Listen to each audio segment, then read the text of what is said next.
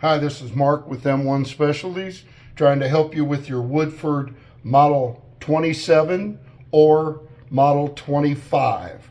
The only difference is the vacuum breaker is what makes the difference between one model and the next. So here we go. So to start, remember on the Model 25, it says right on the bonnet nut that is a left-hand thread. I've already broken this loose.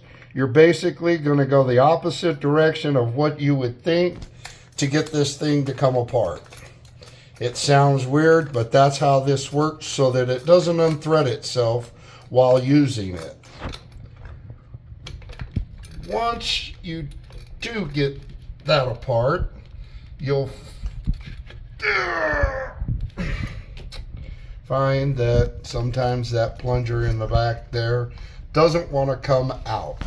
So you have to give it a good tug to get it to come through. And it's mainly because these little tabs fit so close in there that when you go to pull it out, sometimes these drag on the wall. Once this is out, you have to make sure that the screw comes loose if you are just merely repairing it. So what happens is the stem will only go so far and bottom out. Won't let you take it completely apart. Once the screw is out of it, then you can get it to maneuver to the point of repairing. So pretty much this piece, when you buy a kit, will come with the plunger, with the diaphragm, with the protective piece, and the white piece, and this bonnet nut, screw, and handle. Some come with indicators, some do not. So the whole idea is you're going to reuse the rod in the middle. You'll get a new plunger at the end, new diaphragm here. This piece, when it goes back on, has to click in order to make sure it is in properly. You will lubricate this slightly. You will put this back in here, but it will not go back without a little bit of help from the handle. So once you get the handle operating, you will rotate this all the way into the open position. Once it's all the way open, I like to just set my screw so that I don't lose any of my parts. Get my little splash guard put in place. Gasket normally would be here. Somehow I've lost the little nylon gasket.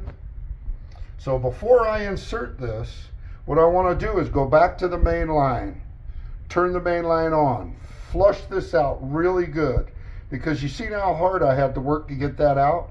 That will knock sediment loose, making it even harder to shut it off when you get it back together. Once you do get this ready to go inside, remember it's going to give you a little bit of trouble.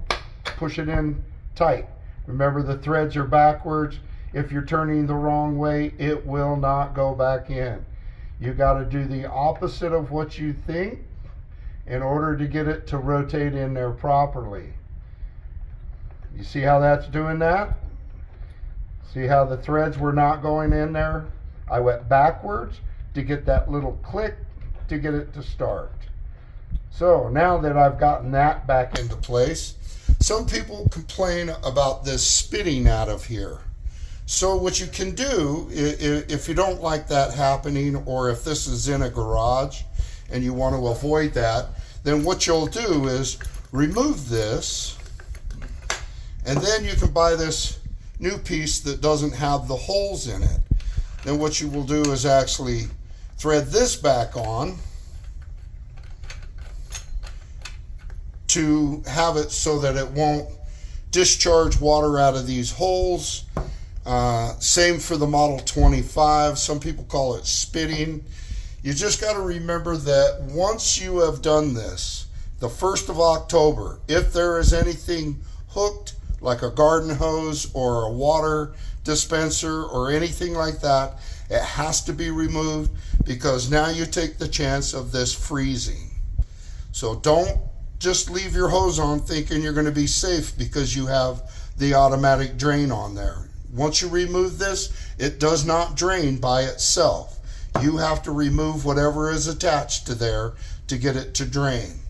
Another little helpful hint here, if you don't want to damage the thread, the back end of a bolt will thread into there. You clamp